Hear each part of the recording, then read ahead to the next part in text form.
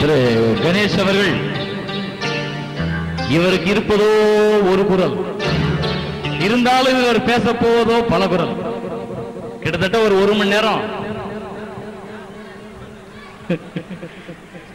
மணி நேரம் பல குரல்ல பேசலாம்னு என்கிட்ட வாய்ப்பு கேட்டாரு. ஆனா அவரே சொல்லிட்டார் 1 நிமிஷம் போதும். எனவே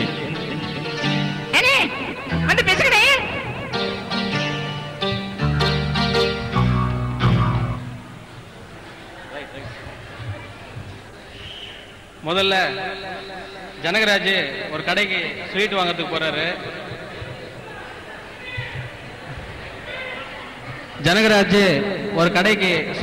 போறாரு.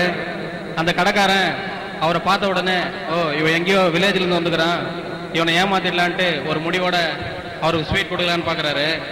ஆனா ஸ்வீட்டு அல்வா அவன் இவனுக்கு கொடுத்தானா இல்ல ஜனகராஜ் கடைக்காரனுக்கு கொடுத்தானான்னு இப்ப பார்க்கலாம். அண்ணாம்மா கண்ணா, வணக்கம் கண்ணா, வணக்கம். ஆமா, என்னது இது? சார் இதுக்கு பேரு லட்டு சார். எவ்வளோ கிலோ? இது 250 ரூபாய் சார். என்னது 250 ரூபாயா?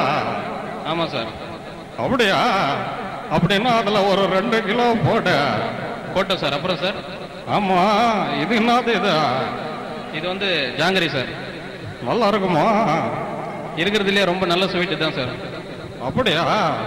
எவ்வளோ கிலோ? இது 300 ரூபாய் சார். என்னது 300 ரூபாயா? ஆமா சார். அப்படின்னா அதுல ஒரு 3 கிலோ போட்டோம் சார். அப்புறம் சார், ஆமா இது என்னது இது? இது காராபூந்தி சார். நல்லா இருக்குமா? நல்லா இருக்கு சார்.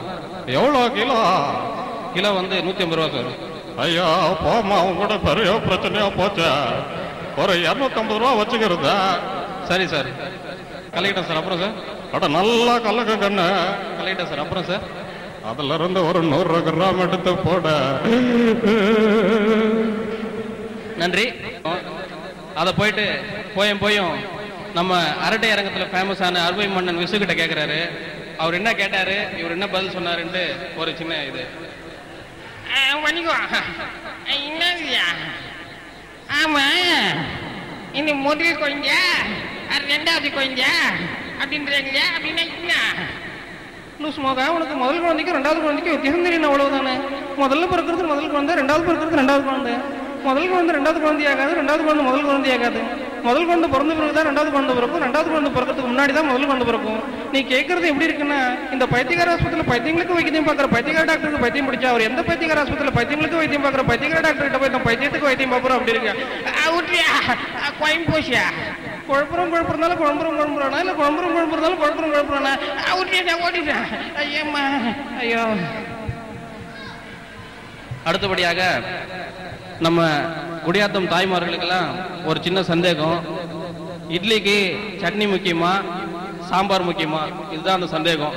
அதை போய் கொஞ்சம் நடிகர்கிட்ட போய் கேட்குறாங்க. அவங்க என்ன சொல்றாங்கன்னு பார்க்கலாம். முதல்ல மறைந்த நமது பெருமதிப்பிற்குரிய வாரியார் அவர்கள். உனக்கு என்ன டவுட்டி? இட்லிக்கு சட்னி முக்கியமா சாம்பார் முக்கியமா? அதானே டவுட்டி. இட்லிக்கு சட்னி முக்கியம் இல்லை, சாம்பார் முக்கியம் இல்லை, மாவு தான் முக்கியம். பொம்பளைங்களே ஆட்டுறாங்கல்ல மாவு, அதான் முக்கியம்.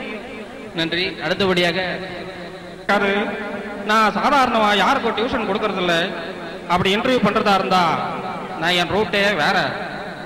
இல்லை சார், இந்த டவுட்டுக்கு நீங்க சொல்லிதான் ஆகணும். என்ன டவுட்டு சார்? இட்லிக்கு சட்னி முக்கியமா சாம்பார் முக்கியமான்றது இப்போ குடியாத்துல பெரிய முக்கியமான பிரச்சனையா போச்சு. அதுக்கு நீங்க தான் ஒரு பதில் சொல்லணும். இட்லிக்கு சட்னி முக்கியம் இல்லை, சாம்பாரும் முக்கியம் இல்லை, பொம்பளைங்கள்லாம் ஆடுறாங்களே மாவு, அதான்டா முக்கியம். டேய், இந்த பாலத்துக்கு வெளியே போடு. நன்றி. அடுத்தபடியாக நமது பாக்யராஜ் அவர்களிடம் போய் கேட்கிறார்கள். சார், இட்லிக்கு சட்னி முக்கியமா சாம்பார் முக்கியமா? அம்மா, நான் உங்களுக்குலாம் ஒன்னே ஒன்று சொல்றேன். இட்லிக்கு சட்னி முக்கியம் இல்லை, சாம்பார் முக்கியம் இல்லை. உங்களுக்குலாம் எத்தனை முறை சொன்னாலும் புரியாது. எங்க தம்பி பார்த்திபன் கிட்ட போய் கேட்டாலும் அதே சொல்லுவாரு, இட்லிக்கு மாவு தான் முக்கியம்.